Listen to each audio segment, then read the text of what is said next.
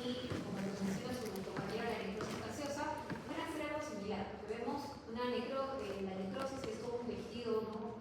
El tejido necrótico, pero que ya no vamos a reconocer la estructura, ¿no? Porque uso el nombre de necrosis licofáctica porque se actúa todo ese tejido, y alrededor vemos una respuesta inflamatoria de tipo agudo, a diferencia de la gaseosa, donde también vemos que ya no se conserva la arquitectura, pero alrededor vemos una respuesta inflamatoria que es de tipo crónica, ¿no? Específicamente el patrón morfológico cardiomatoso.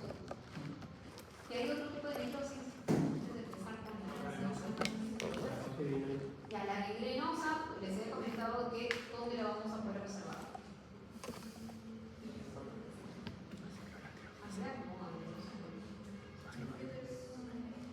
En las áreas distales de extremidades, a nivel intestinal, ¿no? En este caso, la gangrena, hemos dicho que algunos libros no lo mencionan porque ahí teníamos la necrosis coagulativa, que era la gangrena seca, y teníamos la necrosis liquefactiva que se sobreagregaba a ese fondo de inflamación de necrosis coagulativa, y era la necrosis húmeda, ¿ya? Que eso también lo vamos a poder observar, o lo han visto de repente los pacientes que tienen, ¿no?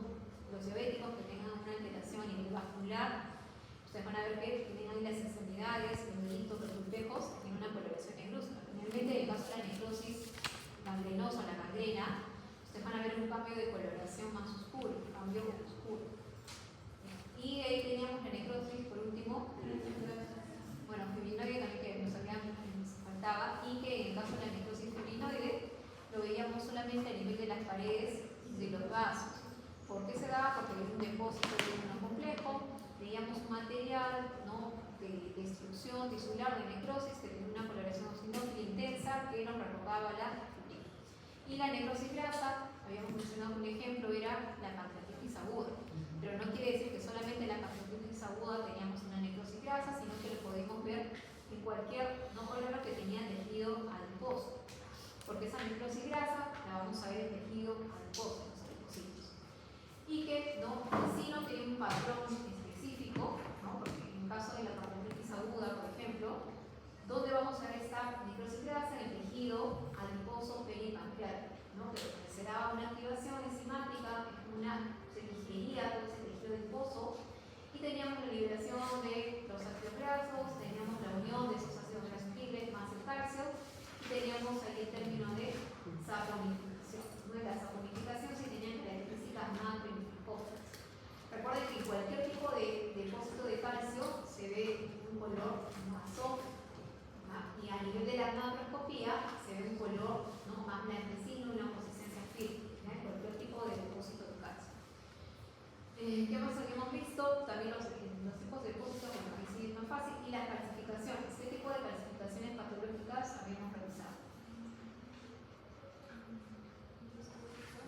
Ya, la distrófica y la metasásica. La distrófica, ¿y qué tipo de tejido se da?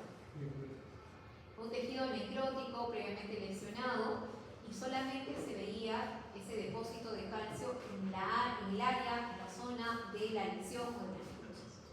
Y que se da por liberación de calcio intracelular, ¿no? Como moría, ¿no? Había una necrosis similar, todo el componente intracelular, y también se liberaba el calcio. Y ese calcio se precipitaba, ¿no? Generaba esos depósitos de calcificación que tenían una coloración más oscura. En el caso de la metasásica,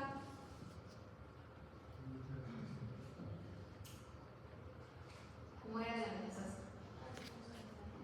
Ya era, ¿no? Unas áreas más difusas, ¿qué más? Y también tenía que ser un tejido necrótico, o cuál era la característica de la necrosis, perdón, de la calcificación metasásica. Se puede ver el tejido normal porque estaba relacionada. O sea, ¿por qué se daba la calcificación metasásica? ¿Qué tenía que tener el paciente para hacer eso? Hipercalcemia. Ya, tenía que tener una hipercalcemia, tenía que tener una elevación de calcio a nivel sérico para que se pueda generar esos depósitos de un color basófilo. Recuerden que habíamos mencionado que cualquier tipo de depósito de calcio tiene un tinte, un color basófilo, o sea, se ve morado. Y en cuanto a la microscopía, se ven unas áreas que tienen una coloración blanquecina y con una consistencia firme. Ya eso aplica para cualquier tipo de depósito de calcio. Lo que vamos a revisar hoy es la inflamación. ¿Y qué será la inflamación? Porque ya hemos mencionado que previamente han leído las diapositivas, han leído los drawings. supuestamente inflamación. ¿Qué será una inflamación? Porque ese término lo han visto en otros cursos, ¿no? En fisiología también algo de mención a la inflamación. ¿Qué será la inflamación? Una respuesta de un líquido frente a un que puede ser un virus, un microbio o una lesión en el cuerpo. Puede ser entonces, en el caso de la inflamación es una respuesta ante una inflamación, que puede estar tanto microorganismos, como les mencionaba, tanto bacterias, virus, hongos, parásitos. Podemos tener cambios en cuanto a la temperatura, ¿no? En el caso de las quemaduras. La nitrosis también me genera una respuesta inflamatoria, enfermedades autoinmunes. Entonces, ahí el término, dentro de las causas, tenemos gran cantidad, ¿no? De tanto elementos tóxicos, elementos químicos que nos puedan generar una inflamación. ¿Ya? Entonces, es una respuesta de una enoxa. En este caso, vamos a ver cambios tanto vasculares, cambios celulares, por eso es que decíamos que tiene que ser un tejido que sea vascularizado. ¿Y cuáles son los signos clínicos de la inflamación? Ya teníamos rubor, ¿no? Y veíamos todo un área que tenía una coloración más rojiza, estaba más pigmentosa. Teníamos también, ¿no? El cambio de temperatura, teníamos un área que tenía una temperatura incrementada, o sea, ¿no? Se sentía seca. De ahí teníamos, y a la pérdida de función es un quinto signo que se agregó, porque si este, ¿no? órgano tenía esa inflamación, por lo tanto no debe tener su función de manera adecuada. Pero antes de eso, la tumefacción, ¿no? De repente ahí la traducción, ¿no? Lo van a tener como tumor, pero es tumefacción, que hace referencia al incremento de dolor. ¿Qué más? Dolor, ¿no? En el caso de la inflamación, ustedes van a ver que hay diversos mediadores que van a generar la presencia del dolor, ¿no? Que por ejemplo lo vamos a ver de repente tanto en la práctica, o de repente hay un caso clínico de apendicitis. También el dolor es un signo de inflamación, tanto de la aguda y también de la crónica. Recuerden que los tipos de inflamación son tanto aguda y crónica. No se vayan a equivocar porque a veces preguntamos tipos de inflamación y hablan de los patrones morfológicos. Los patrones morfológicos son otra cosa. ¿Ya? Los tipos de inflamación son los aguda y crónica. Y también, ¿la inflamación es lo mismo que infección? ¿Será lo mismo? ¿Serán sinónimos? No es lo mismo. Recuerden que una infección me puede causar una inflamación, pero no, una infección no siempre es sinónimo de inflamación. ¿Ya? Una infección es una causa de una inflamación. La necrosis es una causa también de inflamación, pero no es lo mismo, no son sinónimos.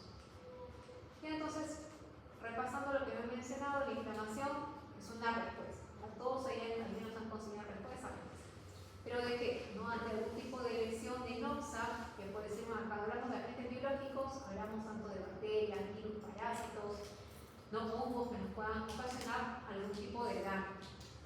¿Ya? Entonces ahí podemos entrar tanto enfermedades inmunológicas, ¿no? Sustancias químicas, tóxicas. Cuando hablamos de físicos, hablamos tanto de la quemadura, cambios en cuanto a la temperatura y los tipos, ¿no? De inflamación aguda y crónica. ¿Cuáles van a ser las diferencias entre una inflamación aguda y crónica? Aparte de la respuesta de la inmunidad. A ver, ¿qué diferencias tenemos? En cuanto al tiempo, cuando hablamos de una inflamación aguda, es una respuesta rápida, ¿no? Que va a generarse tanto en minutos, en horas, hasta días. En el caso de la inflamación crónica, o sea, incluso cuando hablamos de enfermedades autoinmunes, ¿no? Vamos a ver que va a estar presente durante toda la vida. Entonces, ahí el tiempo de presentación es una diferencia. ¿De ahí qué tipo de células vamos a tener? De las agudas tenemos ahí a los neutrófilos, ¿no? Que van a ser los soldaditos que van a generar esa respuesta. Y en la inflamación crónica, así tenemos una gran cantidad de células, porque va a depender qué tipo de agente, ¿no? Qué tipo de inoxa se esté presentando para tener linfocitos, para tener eosinófilos, por ejemplo, o tener mayor cantidad de macrófagos. Ahí se va a pasar más amplia la cantidad. Y en el caso de la inflamación aguda, generalmente no se acompaña de lesión tisular. Generalmente, o sea, lo más frecuente es de que la fase de resolución no me genere cambios a nivel de la función y no vamos a tener una reparación. A diferencia de una inflamación crónica, que usualmente me va a llevar a la reparación tisular. Entonces, que la próxima semana vamos a ver la parte de reparación, regeneración, que está más ligada a una inflamación crónica. Pero si no se puede eliminar esa noxa, esa lesión, va a progresar a una inflamación crónica. Recuerda que la inflamación crónica se puede dar de noxa desde una etapa inicial o también puede ser la consecuencia de la progresión de una inflamación aguda. Entonces ahí revisar los tipos de inflamación, las diferencias, qué tipo de células vamos a encontrar.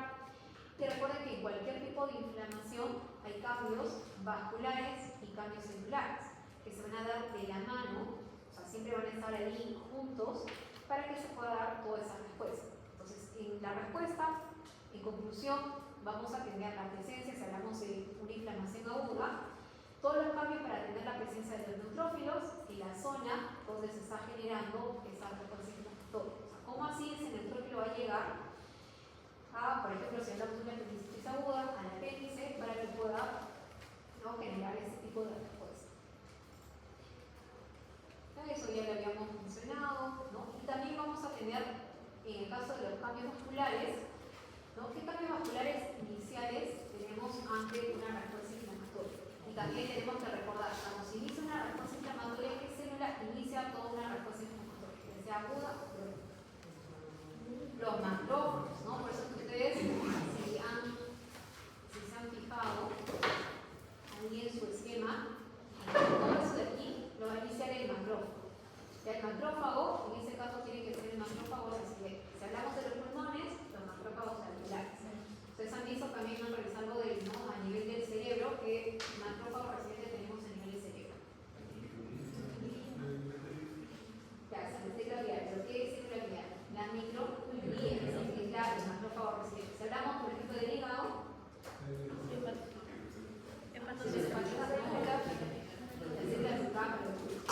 se repasen qué macrófagos son los macrófagos residentes y qué macrófagos, porque tenemos otro tipo de macrófagos que es por la transformación del monocito que está a nivel vascular, cuando sale adquirido al espacio tisular, cambia su conformación y ahí son los macrófagos, pero que van a derivar de los monocitos. ¿Ya? Entonces ahí, la célula que inicia toda esa respuesta inflamatoria es el macrófago. Pero antes de que se genere la salida de los neutrófilos, tengo que tener cambios a nivel vascular. ¿Qué cambios a nivel vascular vamos a tener? Antes del incremento de la permeabilidad, tenemos la vasodilatación. Y esa vasodilatación va a estar mediada por qué? Realmente se va a explicar el punto que tiene que haber antes. ¿Bien? ¿Qué tiene que hacer ese macrófago? Empieza con A. Ay, perdón, ¿qué pasa? La histamina va a mediar ya esa vasodilatación. Hay una vasodilatación y ¿qué más pasa?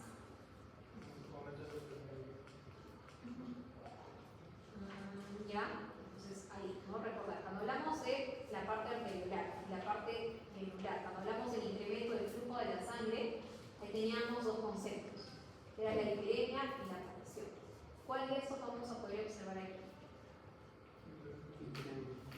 Una hiperemia, porque aquí vamos a ver que por la parte arteriolar es donde vamos a tener incremento del flujo. Cuando hablamos de la congestión es cuando tenemos una obstrucción en la parte venosa. Y eso me genera, como acá no vamos a tener una obstrucción, que el volumen se pueda acumular en toda esta área. Entonces, en este caso, vamos a incrementar el flujo, la cantidad, el volumen de la sangre, por esta vasodilatación. Entonces, tenemos una vasodilatación, esa vasodilatación me va a generar incremento del flujo, del volumen de la sangre, ¿y qué más vamos a tener? ¿O para qué se va a dar esa vasodilatación? Si lo comparamos con los cambios a nivel celular, que es, cuando hablamos de los cambios celulares, de una inflamación aguda, son todos los cambios que tiene que tener el neutrófilo. Normalmente los neutrófilos, ¿dónde están? A nivel de la luz vascular. Están a nivel central, a nivel periférico, a nivel central. ¿No? Ustedes han visto en fisiología que todos los elementos celulares están realmente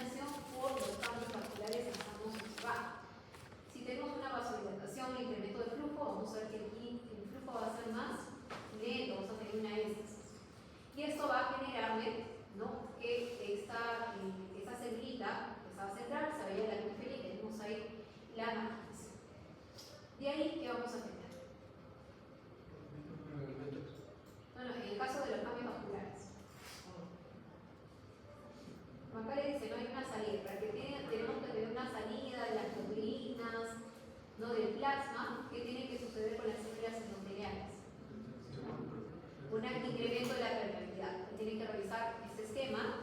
¿Y cómo se da el incremento de la permeabilidad vascular? Porque tiene que incrementarse el espacio interendotelial. Entonces, ese espacio interendotelial, o sea, donde se van a unir célula endotelial y célula endotelial, tiene que ser más amplio. Entonces, en este caso se puede dar por dos casos, por dos motivos. Uno, porque hay una retracción, una contracción de esa célula endotelial. Si esa de aquí se retrae, me va a generar un espacio, una unión que va a ser mucho más amplio. Y que al inicio va a generar la salida tanto de proteínas y líquidos, ¿no? De repente algunos hematíes o células de menor tamaño, pero en conclusión, lo que se quiere con el incremento de la permeabilidad vascular es la salida de los neutrófilos. Por eso es que los cambios vasculares, les había mencionado que van de la mano con los cambios celulares. ¿Y qué cambio celular? Pues hablamos de los neutrófilos. ¿Cuál es el nombrecito de la salida del espacio vascular hacia el espacio extravascular del neutrófilo? La diaperesis. Entonces, en el caso de la permeabilidad vascular, va de la mano con la diaperesis, con la salida del neutrófilo. El neutrófilo que está a nivel vascular tiene que salir a la zona de la recuerda. Otra causa de la permeabilidad vascular en una inflamación, lo vamos a ver por una lesión endotelial, una injuria endotelial. Ya que ahí tenemos que revisar cuáles van a ser las causas, básicamente por presencia de toxinas, ¿no? De repente una anoxia directa de las células endoteliales. Por ejemplo, si se destruye, si se elimina esa célula endotelial, por lógica vamos a ver un espacio interendotelial mucho más amplio. Y eso va a permitir la salida también de tanto de plasma, proteínas y también neutrófilos. Entonces recuerden que aquí este tipo de lengua, este tipo, será exudado o transudado. Exudado. Recuerden que el exudado lo veíamos por, o sea, el mecanismo es el incremento de la permeabilidad vascular. Por lo tanto, se relacionaba una respuesta inflamatoria. A diferencia del transudado, el transudado se da por diferencia de presiones. ¿No? Tiene que haber una alteración en la presión hidrostática o la presión osmótica para que genere la salida de ese líquido.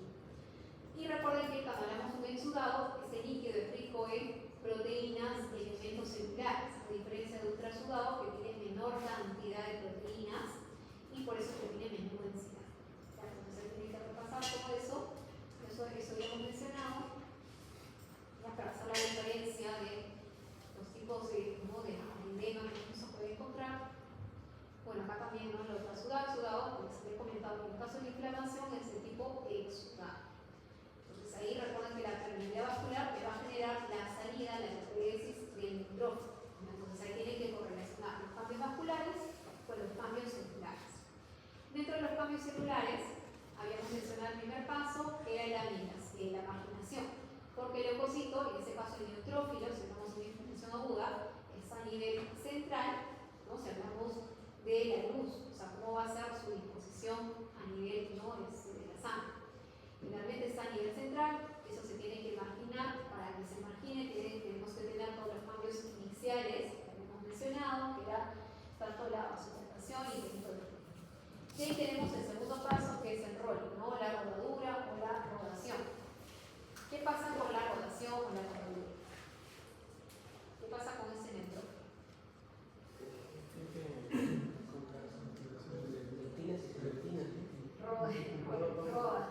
Rodadura y una rodación, pero ¿qué pasa? Porque en la rodación y también la adhesión vamos a tener uniones, adhesiones. Entonces, en el caso de la rodadura son adhesiones que van a ser poco estables, van a ser inestables o de baja afinidad. Cuando hablamos de las adhesiones estables, o también algunos libros están como adhesión simplemente, cuando hablamos de la adhesión estable son uniones que van a ser mucho más firmes, ya son de alta afinidad. Y en el caso de la rodación o la rodadura, ahí tenemos la participación de las celotinas. En el caso de la adhesión estable o la adhesión, las integrinas. Si hablamos de, ¿no? en este caso de la adhesión fija o estable o de alta afinidad de un neutrófilo, ahí tenemos la participación del ICA. Entonces, ¿no? ahí si ustedes buscan el caso de la rotación o la rodadura o del rolling, hay videos, ¿no? donde les muestran cómo va a ir, ¿no? Básicamente lo que se ve es que va rodando ese neutrófilo porque esas adhesiones, ¿no? vamos a tener una adhesión, pero al no ser fijas, ustedes saben que hay flujo de la sangre, entonces ese flujo de la sangre va a generar por movimiento de que o sea, que ya no tenga esa lesión, va a ir avanzando, uniéndose, separándose, hasta llegar a tener una adhesión que va a ser más estable. Entonces, ¿qué cosa se va a unir a tanto a las edetinas o a estos ligandos de esas integrinas? Vamos a tener la participación también de las lipoproteínas.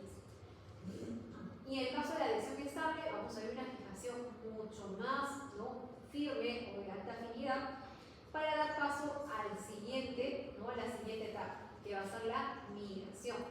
En el caso de la migración, ¿qué cambios tiene que tener ese neutrófilo para que pueda atravesar, ¿no?, o hacer esa diaperesis?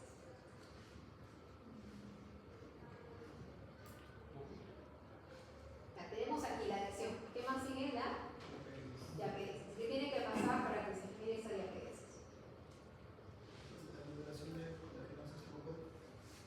Ya tenemos que, aquí habíamos mencionado que hay un incremento en la permeabilidad.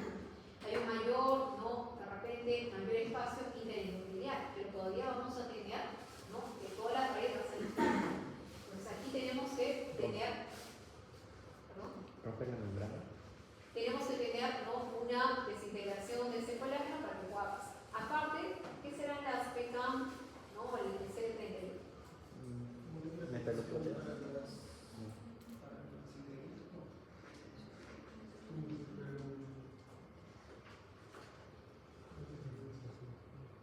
¿Qué me van a permitir? Porque al final eso está todo en el cuadrito, si dan me dieron las diapositivas. Metaloproteasa. No. En ese caso, ya es como una señalización, ya es como una señal para que el neutrófilo sepa por dónde tiene que salir. Ya son unas moléculas que se van a presentar para guiar ese neutrófilo hacia ese espacio, esa apertura, ese espacio interendocrinial, que se pueda dar la diaperesis. Y ahí de la diaperesis tenemos. Simplemente sale el neutrófilo y qué más. Ya salió el neutrófilo y tenemos que tener ya la migración hacia el sitio donde se va a generar la metástasis hematoide. ¿Cómo se llama ese proceso, ese paso? La quimiotaxis. Ahí tenemos la quimiotaxis. Para que se dé la quimiotaxis tenemos que tener la presencia de las quimiosinas para que pueda traer ese neutrófilo hacia el sitio donde está generándose toda la metástasis hematoide. Llega ese neutrófilo hacia, de repente, tenemos una apendicitis, hacia el apéndice o hacia, ¿no?, donde se esté generando esa respuesta, de repente una neumonía, llega hacia todo el espacio alveolar. ¿Qué tiene que pasar para que pueda destruir, en este caso, una bacteria?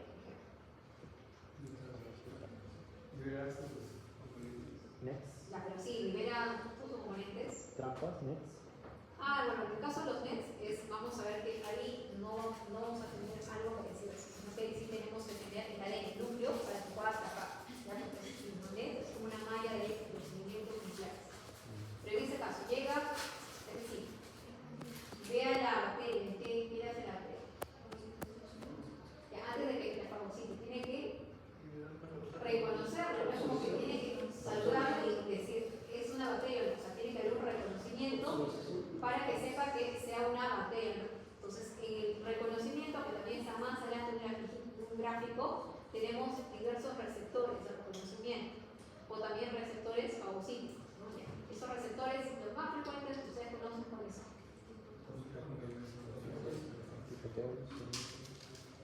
Ya, los receptores y cosas. ¿Qué más?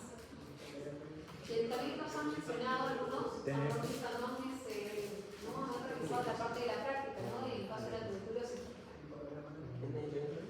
Receptores de venosa, receptores de motor, que me van a generar un reconocimiento. O sea, yo tengo que estar, el neutrófilo tiene que estar seguro de que está reconociendo a una bacteria, por ejemplo. De ahí, ¿qué tiene que pasar? Ya la reconoce, la saluda, le sabe que es una bacteria. ¿Qué más? La tiene que interiorizar, ¿no? Para que la pueda eliminar. Entonces ahí tenemos el segundo paso, que es la interiorización. O sea, tiene que integrar ¿no?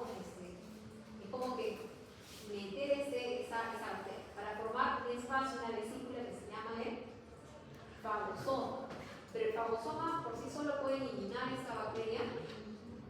No, tenemos que tener otro componente, que es el lisosoma. En el lisosoma hay elementos matricidas para poder eliminar eso. Entonces tenemos el lisosoma, el fagosoma, y que tiene que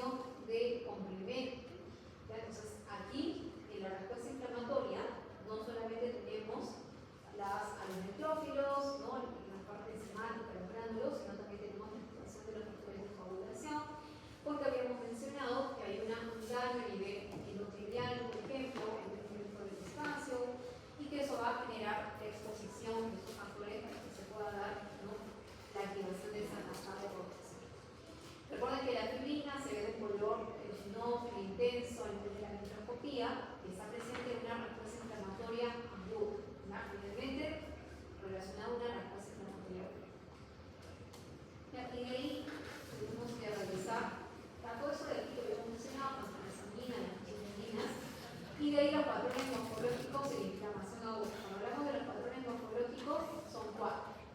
¿Alguien que haya revisado los patrones? ¿Cuáles serán los 4 patrones morfológicos? Ya, patrón morfológico seroso. En el caso de esa respuesta, ese patrón seroso, ¿qué características tiene? Presencia de un líquido, ¿qué características tiene ese líquido? Que puede ser no en las vesículas, en cavidades. ¿Qué tenían esos líquidos? Por ejemplo, ¿qué podríamos decir? ¿Qué podemos observar? ¿Gran cantidad de células? No tenía menor cantidad celular, menor cantidad de proteínas. Es que ahí la causa, por ejemplo, el ejemplo característico es, por ejemplo, las quemaduras. Las quemaduras tenemos la presencia de esas vesículas que contienen un líquido que es incoloro. No sé si ustedes han quemado y han presionado, reventado esa vesícula que se forma. ¿Qué sale? Sale un líquido, ¿no? Que es incoloro, transparente, no es turbio, porque habíamos mencionado que aquí vemos menor cantidad de elementos celulares, por eso es que tiene esas características, de ser translúcido, de tener una coloración, ¿no?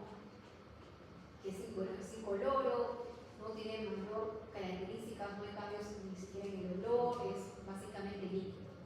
Y otro ejemplo también son las vesículas, ¿no?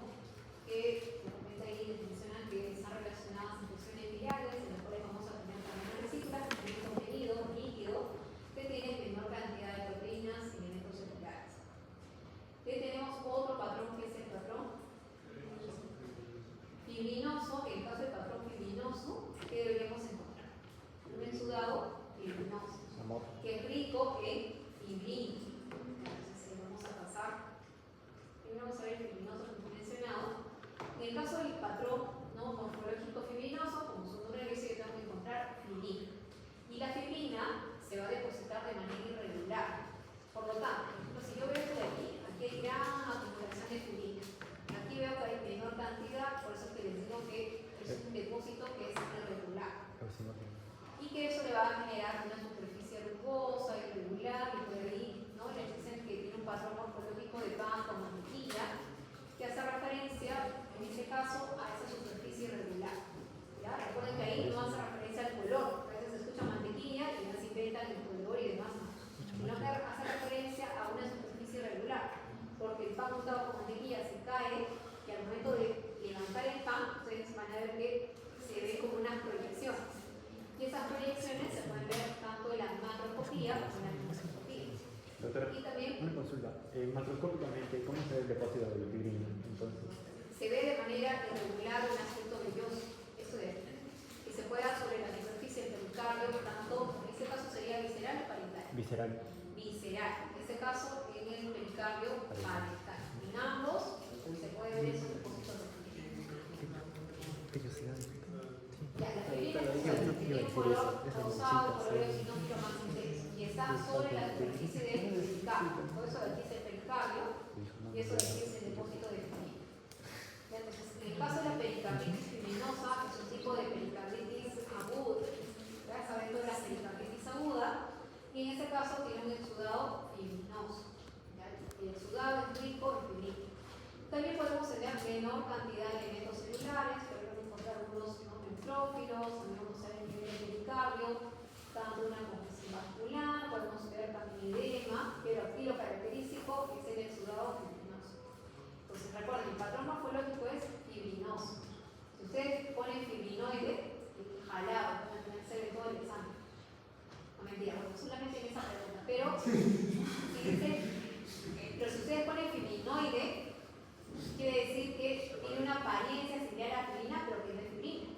Yo estoy aquí observando fibrina, entonces no va el nombre de fibrinoide. El nombre del patrón morfológico es fibrinoso. Ya recuerden, fibrinoso. Cuando hablamos de fibrinoide era la necrosis. La necrosis fibrinoide, ahí es el nombre correcto. Cuando hablamos de la pericarditis aguda es fibrinosa, porque tiene un patrón morfológico fibrinoso. Ahí lo que encontramos es fibrina. Y recuerden que fibrina no es lo mismo que colágeno, porque a veces, ¿no? En su cabecita, fibrina es igual a fibrosis, no. La fibrina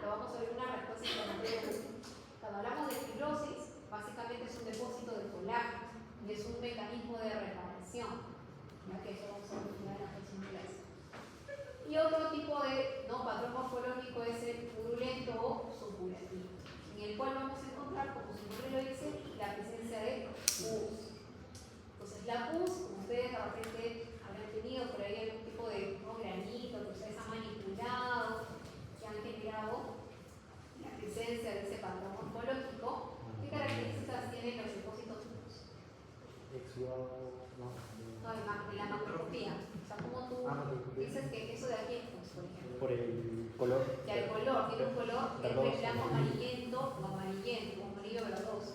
¿Ya? Generalmente es, ¿no?, un color blanco amarillento Y el olor a que veces. tiene, bueno, no va a depender qué tipo de bacteria, qué tipo de, ¿no?, El sabor, ¿no? el sabor. Jalados ahí por tanto. Tiene un color, ya un color blanco amarillento o amarillento, y es un material que va a ser más vistoso, ¿no?, más cremoso. ¿Ya? Y que ejemplos de patrón morfológico supurativo purulento. Por ejemplo, eso de aquí, ¿qué será? Un estómago, hígado, pulmón, ¿qué es? Hígado. Ya, eso de aquí es un pulmón. ¿Ya? Y ese paciente tiene una neumonía. ¿Ya? Las neumonías, ¿ya?, Los más en comunes. ese caso también se pueden complicar tanto con colecciones de pus, ¿ya?, o también podemos tener los abscesos. Los abscesos, ya, es una colección de pus que va a ser más organizada. Hay una mayor colección de pus, vamos a ver que tiene, ¿no?, una forma más oval, es una colección que va a estar más organizada, y esos son los abscesos. ¿Qué otro ejemplo vemos de patrón morfológico supurativo purulento? En la apendicitis aguda, ¿no? Han visto que también, porque ya han repasado para su práctica, han estudiado a profundidad para su práctica, y en el caso de los patrones morfológicos, supurativo o purulento, lo encontramos en la apendicitis aguda, podemos observar desde microabscesos, colecciones de pus en la pared del pecho. Ahí tienen que repasar para el día de mañana. Y por ejemplo acá tenemos estas áreas. Ya, por ejemplo, ahí entre los giros con las introducciones vemos un material, en este caso, vemos un material amarillento, blanco amarillento, que son las colecciones de pus, ya que están a nivel de los surcos. Entonces, en este caso lo vamos a ver, acá les menciono una meningitis, pero tiene que ser una meningitis aguda bacteriana, que me va a generar la presencia de gran cantidad de microbios. ¿Ya? Y que cuando hablamos de la pus, la microscopía que deberíamos encontrar.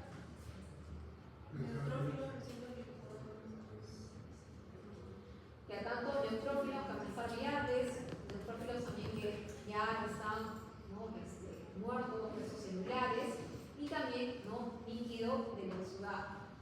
Entonces ahí tienen que repasar cómo está compuesta una pus, ¿no?, el depósito de pus. ¿Ya? Entonces en este caso, las colecciones de pus es lo que están ahí en los surcos, ya que tienen esa coloración blanco-amarillenta, todos son las colecciones de pus. Eso ya lo habíamos visto. Y por último tenemos a las úlceras. Ustedes que han revisado su libro, han leído en el caso de las úlceras, han visto que solamente encontramos inflamación aguda. ¿Qué otro tipo de inflamación encontramos en las úlceras? Una inflamación crónica. ¿Qué más encontramos en las úlceras?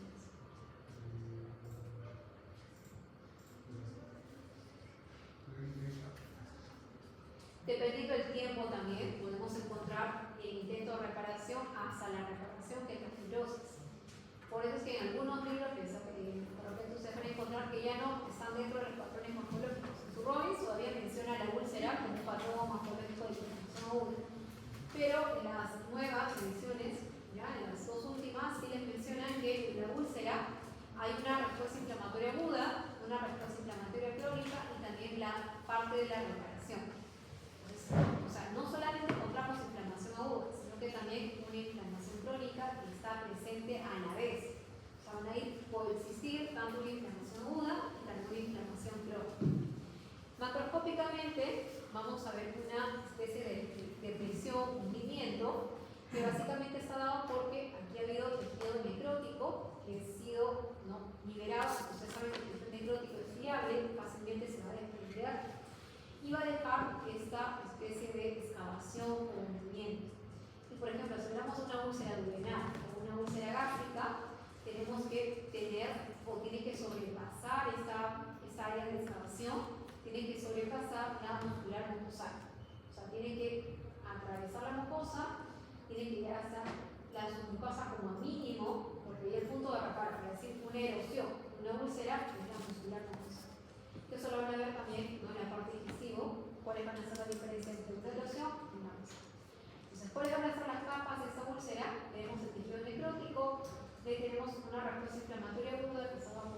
exudado fibrino leucocitario. Cuando ustedes escuchan la palabra exudado fibrino leucocitario, hace referencia a la presencia de fibrina más neutrófilo. Entonces, exudado fibrino leucocitario igual a fibrina más neutrófilo. Y lógicamente más la presencia de plasma, ¿no?, de proteínas, producto de la desaparición.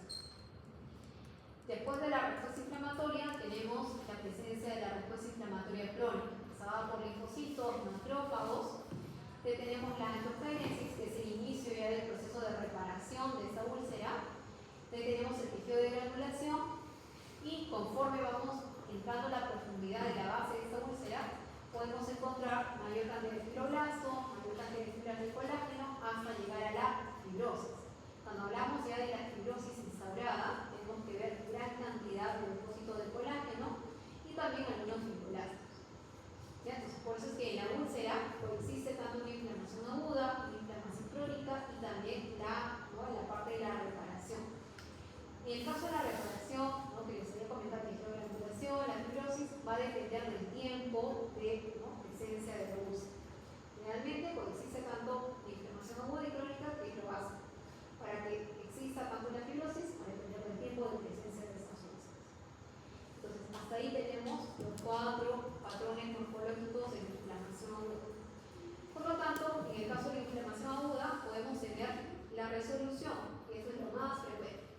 Que se elimine la enoxa, en el caso de la bacteria, se elimina la bacteria, no me deja mayor daño, lesión tisular, por lo tanto se restaura la función normal del órgano.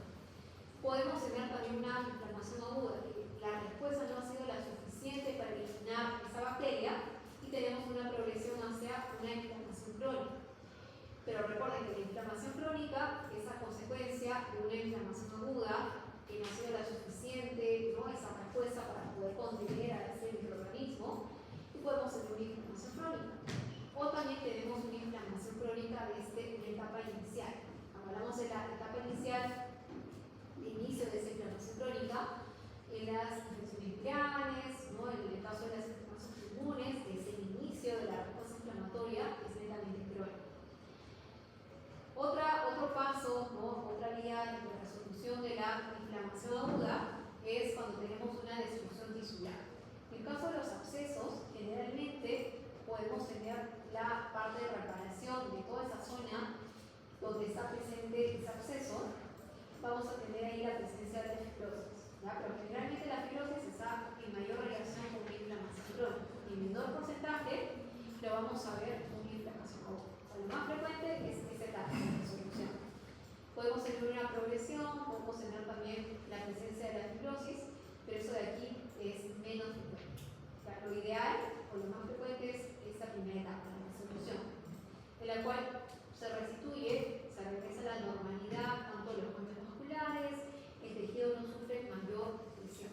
Todo se elimina, ¿verdad? Toda la presencia de neutrófilos, disminuye la cantidad de neutrófilos, se eliminan los neutrófilos, se eliminan también los elementos, ¿no?, de la extravasación y el exudado, también va a disminuir con la presencia de estos micrófagos para poder fagocitar y eliminar todos los restos de los neutrófilos y también todos los restos de proteínas, de plasma que pueda quedar en este tejido. ¿Hasta ahí alguna pregunta?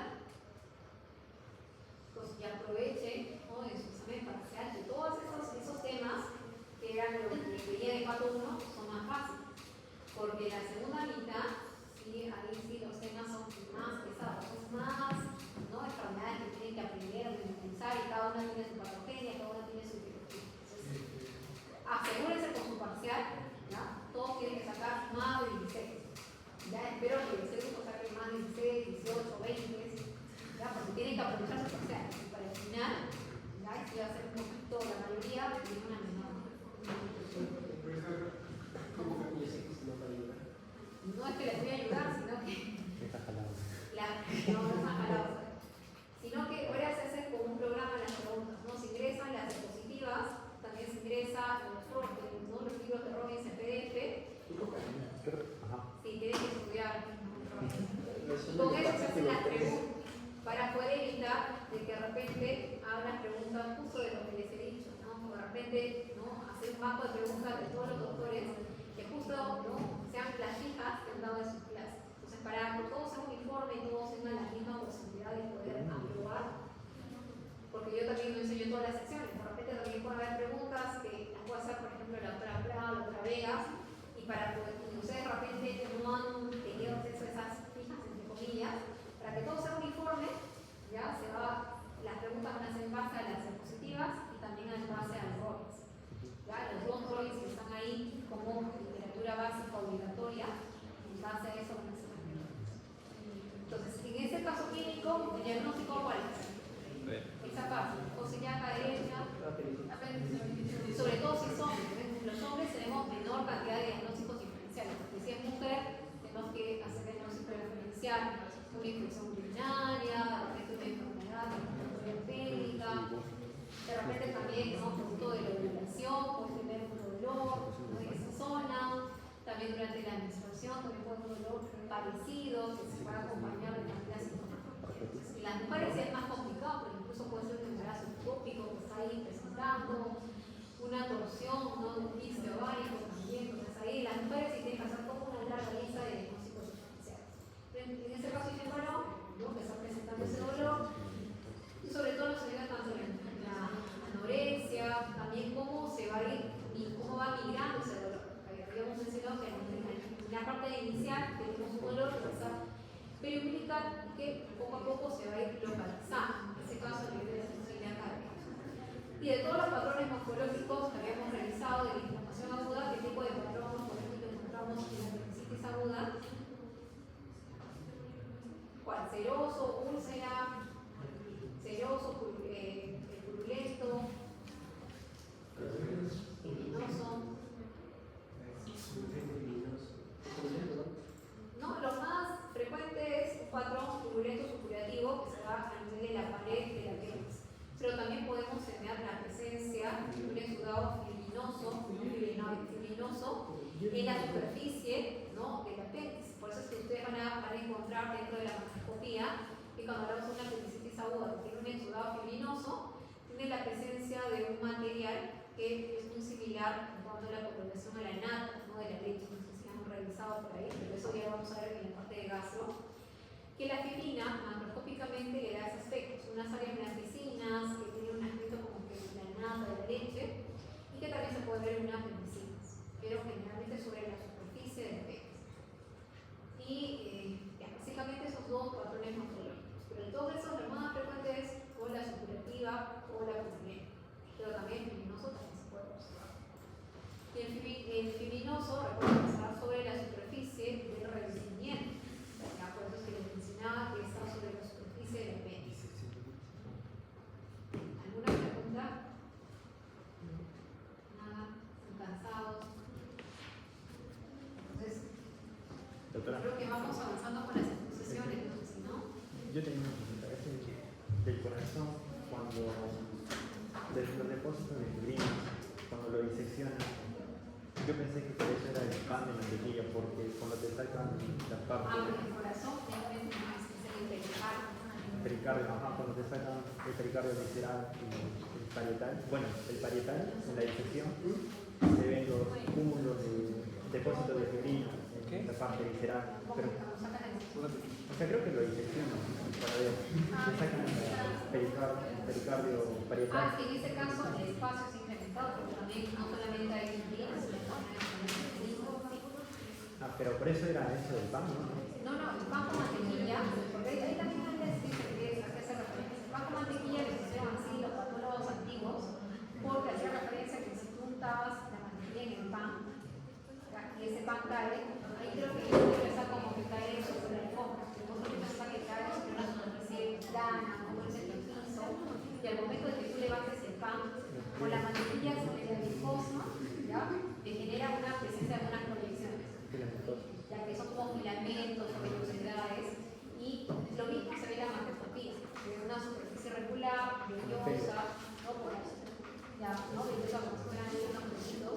La microscopía también se ve igual, porque la fibrina se acumula de manera irregular. O sea, si todo eso es microcardio, aparte de tener un mayor cúmulo de fibrinas, hay áreas donde no va a haber o haber mínima cantidad de fibrina y otras donde también va a haber mayor acumulación. Y eso le da ese aspecto de globoso, irregular, globoso. Ya, gracias.